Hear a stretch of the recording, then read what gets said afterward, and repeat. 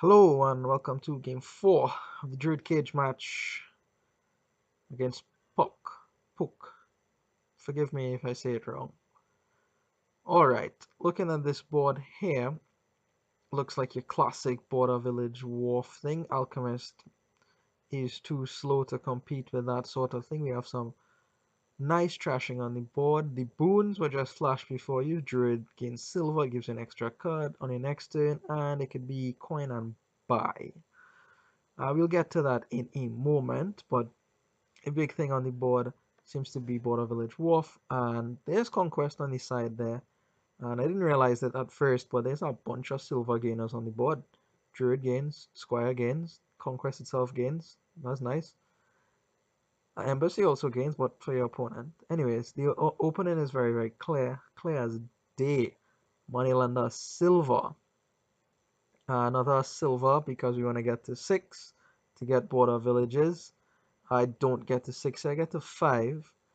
Ordinarily this would be a wharf, but I don't want to draw my moneylender dead.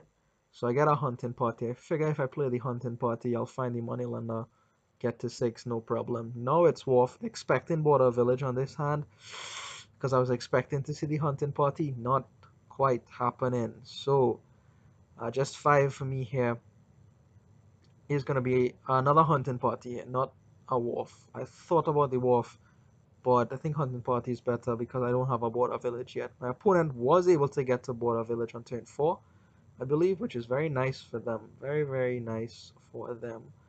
Here, now I'm able to get my border village and wharf, and now I'll start to go after those a bit more heavily here.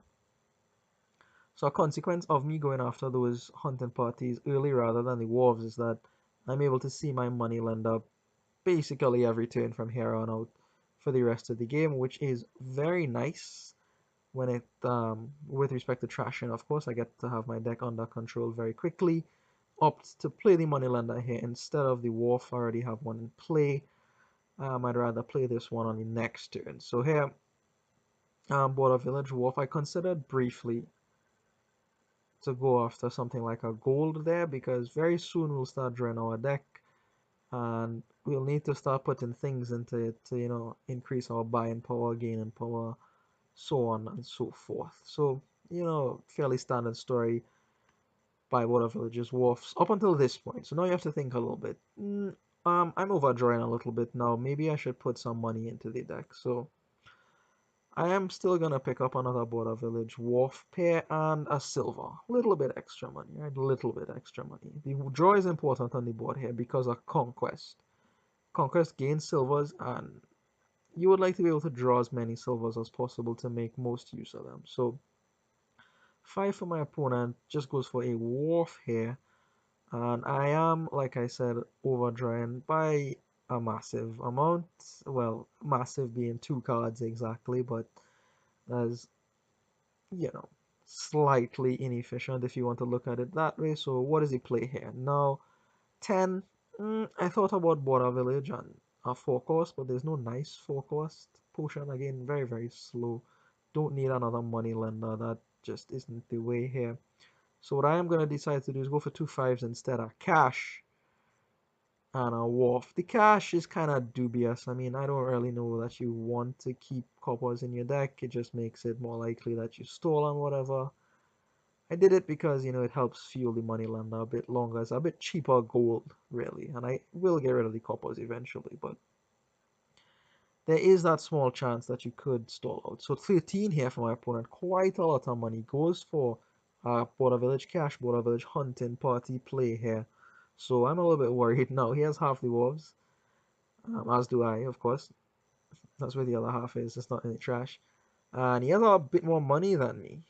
Uh, because he hasn't trashed as many coppers, honestly. We both have the same number of silvers. Now he has the cash, but he has a few extra coppers, which gave him the extra bit of economy there. So maybe the trashing advantage will come back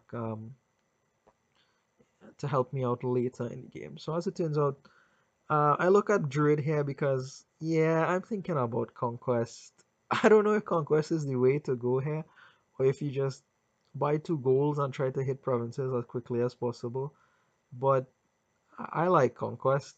Conquest is fun, and I like it when it works. So the play here for me is another border village, because I don't want to, be drawing my wolves dead or playing them without actions prior, and a hunting party here. And I'll take the last border village as well, just keeping an eye out for piles as well. There's no pile danger.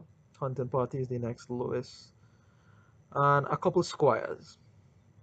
The Squire here is to gain silver, and in this game particularly, Squire I think 100% outclasses Druid. Squire gains silver just like Druid. Squire gives me buys and a coin just like Druid. Even gives me an extra buy, more than Druid. So the only difference is the extra is Druid has a card and Squire has actions, right?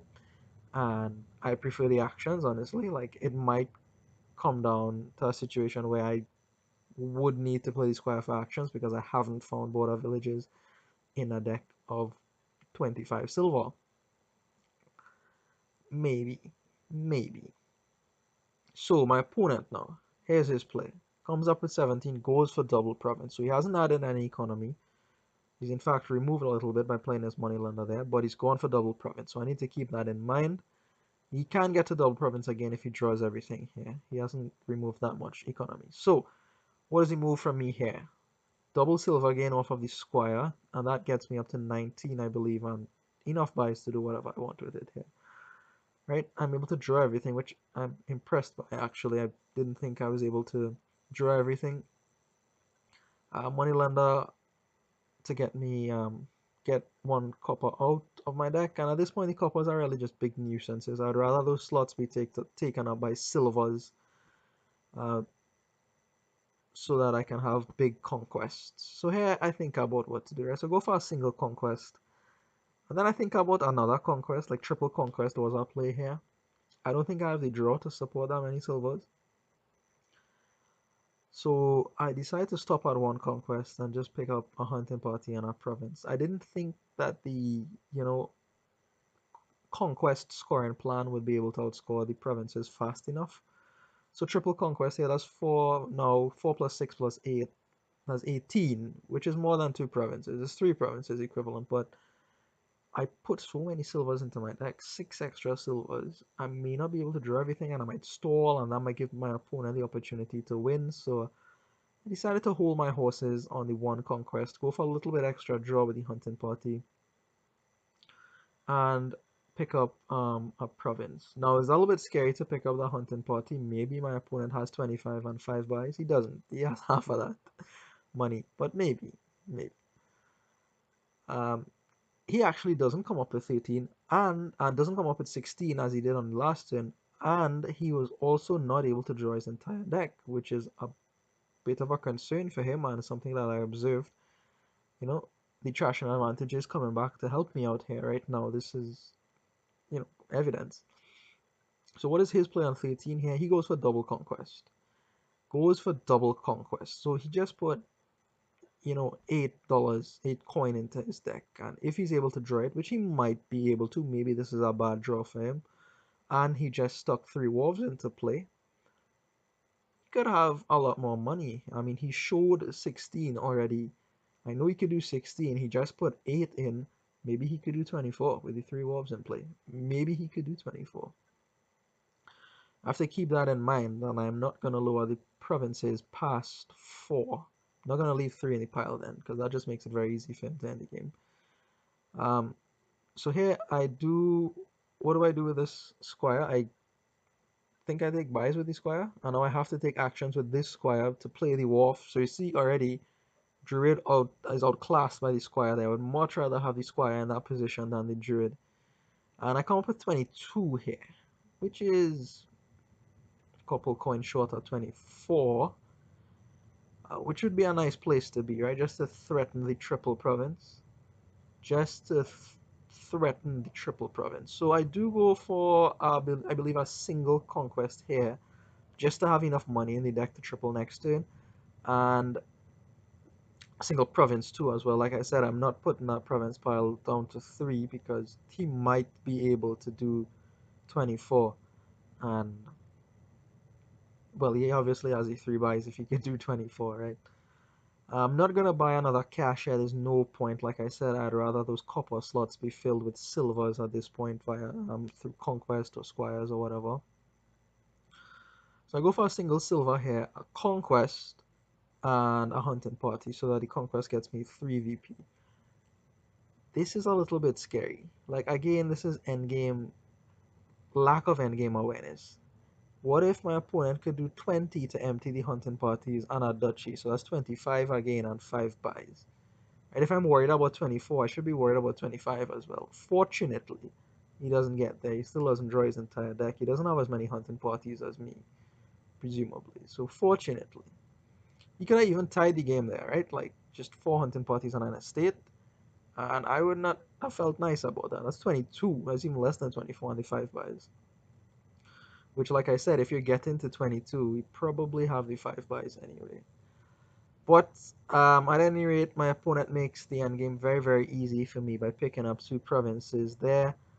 As it turns out, I draw through everything here just for drawing through sake, and I was not able to get to triple province, so it seems like maybe to extend the game, definitely, he should not have bought any provinces. Maybe conquests, but probably not conquests, given that he wasn't drawing, maybe just duchies then. I'm not sure. It was a difficult position for him to be in there. He couldn't really touch the hunting party pile either because, like I pointed out, that is the third pile under threat. Didn't pay close enough attention to that near the end. But fortunately, I won't be so fortunate in the other parts of the tournament. It worked out. So I do take game 4 here. So that is 3 for me, 1 for my opponent, and this is where the match ends in my favor. So thank you for watching, and I'll see you in the next one. I'll leave some notes about Druid at the end of this one here.